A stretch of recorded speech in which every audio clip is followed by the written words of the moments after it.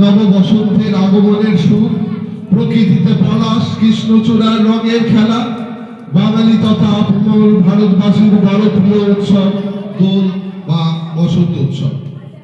এ কোনো ধর্মীয় বা সম্প্রদায় বা জাতি বিশেষের পরব না, এ সমগ্র ভারতীয় জনতার প্রাণের উৎসব, মিলনের মধুর উৎসব। পুরাণের হাত ধরে যদি পিছিয়ে যায় তাহলে দেখব হিরণ্যকশিপু বিষ্ণু ভক্ত প্রহ্লাদকে হত্যা করার নিমিত্ত হোলিকা রাক্ষসীকে নিয়োগ করেন।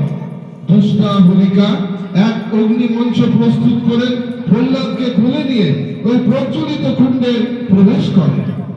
এই আগুনে পুড়ে হোলিকা নিজেই মৃত্যু মুখে পতিত হয়। অক্ষত থাকেন বিষ্ণু ভক্ত প্রহ্লাদ। এই তত্ত্বকে সামনে রেখে দোল পূর্ণিমার পূর্বদিন সন্ধ্যায় হোলিকা দহন তথা মেলা পোড়া বা মেলা পোড়া পালিত হয়। ভারতবর্ষের ব্রজভূমি মথুরা বৃন্দাবনে দোলের সবচেয়ে বর্ণাঢ্য প্রকাশ দেখা যায়। তার পেছনেও আছে শ্রীকৃষ্ণ রাধিকার দোল খেলার অনুসঙ্গ। ব্রজভূমে দোল চলে দীর্ঘ 16 দিন ধরে।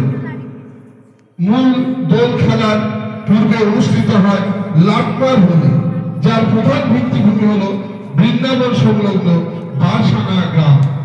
এই বারসানা গ্রামই শ্রী রাধিকার গ্রাম বলে মান্য। ভীষণ মজাদার এই লাটমার হোলি অনুষ্ঠান আধুনিক ভারতবর্ষে দোল খেলাকে সার্বিক সুস্থ স্বচ্ছ সুন্দর রূপ দিয়েছে খুব সম্ভবত কবিগুরু রবীন্দ্রনাথ ঠাকুর। শান্তিনিকেতনের বসন্ত উৎসবের সুন্দর রূপ গোটা দেশের দৃষ্টি আকর্ষণ করেছে। আর শ্রী চৈতন্য দেবের লীলাক্ষেত্র নবদ্বীপ ধাম মায়াপুরের দোল উৎসব আন্তর্জাতিক স্বীকৃতি আদায় করে নিয়েছে।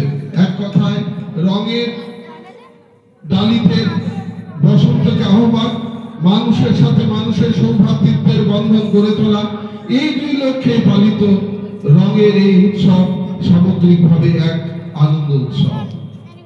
তাই আজকে আমরা আমাদের যে পরবর্তী নিবেদন সেটি হলো ভক্তি ও বসন্তের আনন্দ দুটোই মিলবে। ক্ষণে গোরা চাঁদ ক্ষণে কালা গানটি নৃত্যের মধ্যে পরিবেশিত হবে। এই পরিবেশনটা করবে আমাদের